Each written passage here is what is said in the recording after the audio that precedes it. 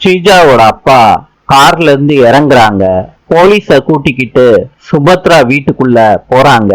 Police சொல்றாங்க, madam, இந்த வீடு இவரோட பேர்ல இருக்கிறதா இவர் கொண்டுட்டு வந்த லீகல் பேப்பர்ஸ் எல்லாம் காட்டுது. ஸ்ரீஜாவோட அப்பா சொல்றாங்க, சுபத்ரா படிச்சு உன் பசங்க கிட்ட சொல்லு. சுபத்ராவும் அவங்க ஃபேமிலியும் பத்திரத்தை பாக்குறாங்க. அதிர்ச்சி ஆயிடுறாங்க.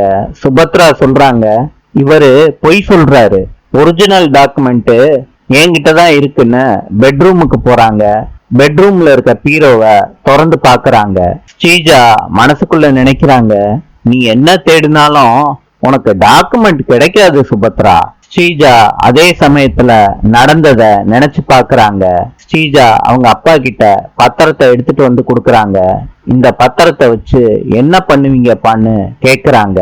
ஸ்ரீஜாவோட அப்பா சொல்றாங்க, இந்த பத்திரத்தை வச்சு அந்த குடும்பத்தையே நடு தெருவுல நிக்க வைக்க போறேம்மா.